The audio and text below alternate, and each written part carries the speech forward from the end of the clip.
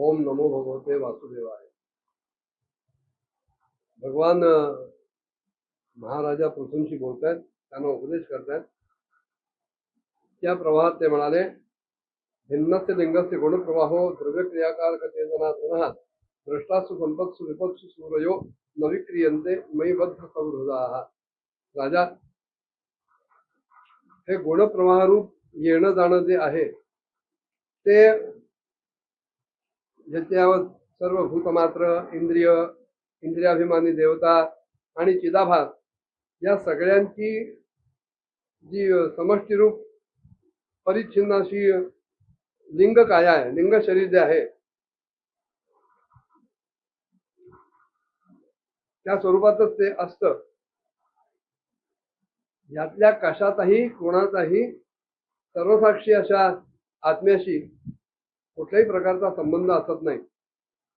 माझ्या ठिकाणी दृढ भक्ती, दृढ प्रेम, दृढ अनुराग ज्यांच्या चित्तामध्ये आहे अशा बुद्धिमान पुरुषांच्या बाबतीत असं बघायला मिळतं की ते कधीही संपत्ती आणि विपत्ती प्राप्त झाली तरी सुद्धा हर्ष शोकादी विकारांच्या मध्ये अडकत नाही, त्यांच्या स्वाधीन होत नाही. ते हर्ष शोकांपासून पूर्णतः अलिप्तच असतात. आणि म्हणून वीरवरा, उत्तम, मध्यम आणि अधम अशा सर्व पुरुषांमध्ये, सर्व माणसांमध्ये तो समान भाव ठेवावा आणि सुखदुःखामध्ये सुद्धा समत्व बुद्धीने तू राहावंस. हे सगळं करत असताना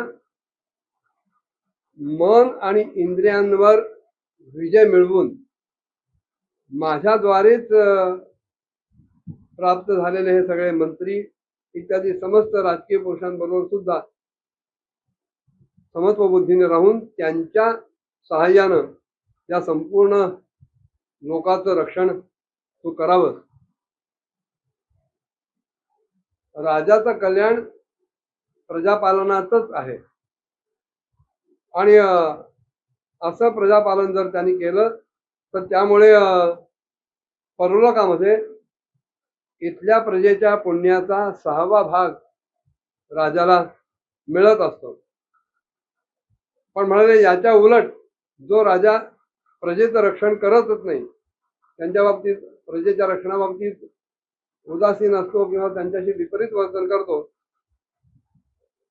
आणि कर मात्र यथास्थित वसूल करतो, त्याचं सगळं पुण्य ही प्रजा हिरावून घेते आणि त्याच्या बदल्यात प्रजेचं सगळं पाप राजाच्या माथी येतं.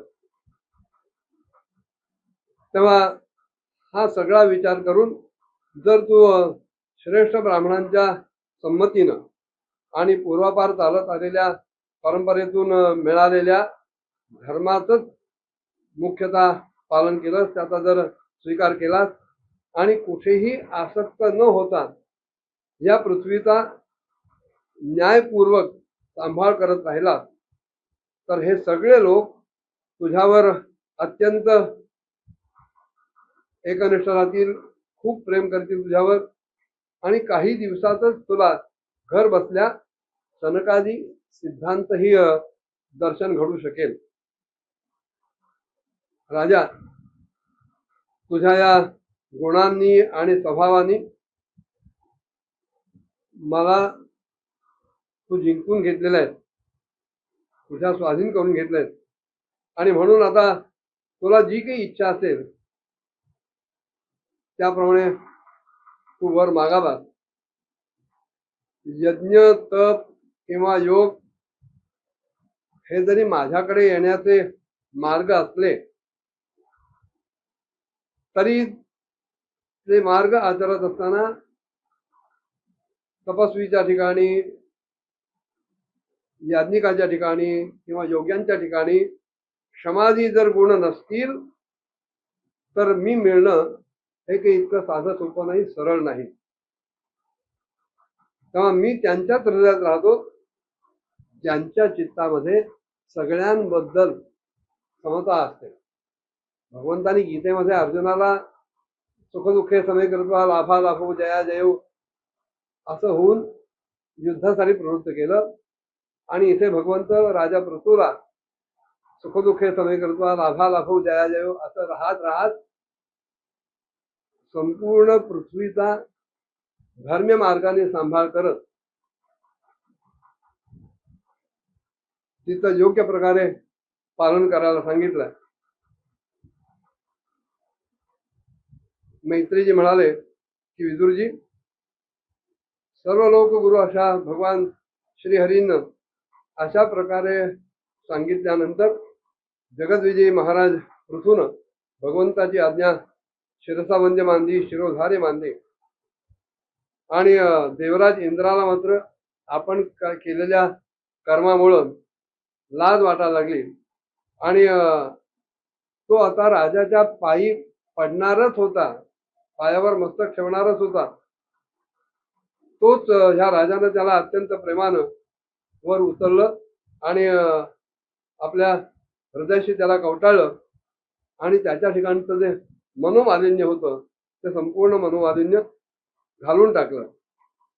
नंतर महाराज पृथूंनी विश्वात्मा अशा भक्तवत्सल भगवंताची पूजा केली आणि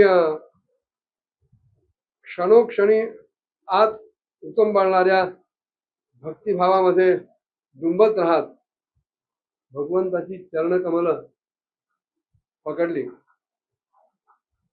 भगवान तिथून खरं तर जाऊ पाहत होते, पण पृथ्वीच्या बद्दल त्यांच्या ठिकाणी जे काही वात्सल्य होतं त्या वात्सल्य भावानं त्यांना भगवंताला तिथे अडवलं आणि कमलदला समान असलेल्या आपल्या डोळ्यांनी